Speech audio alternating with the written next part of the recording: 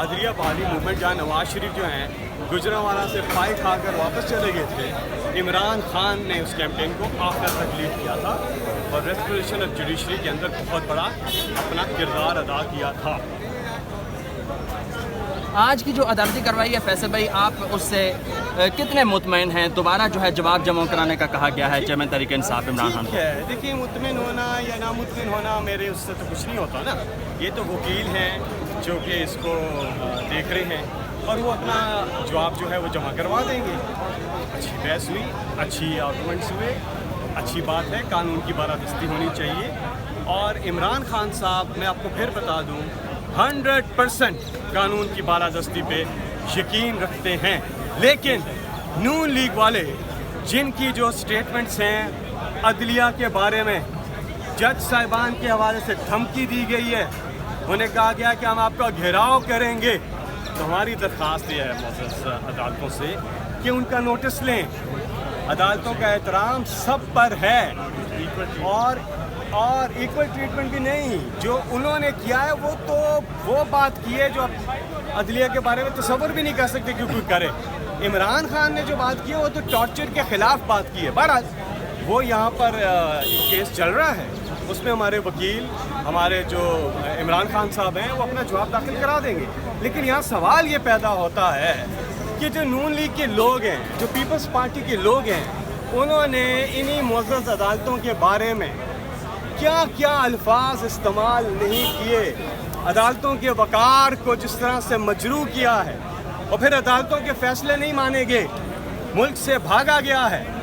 اعلیٰ عدلیہ نے جو فیصلہ کیا ہے اس کے اوپر جو اس کا تمسخر اڑایا گیا ہے۔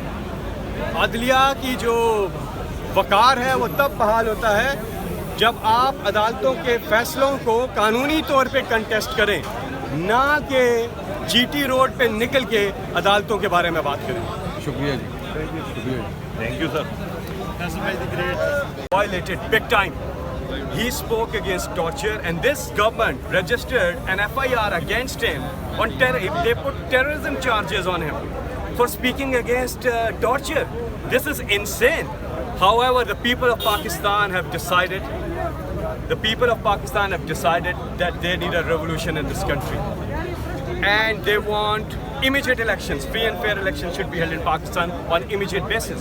People of Pakistan should be given a chance to decide who their next government should be.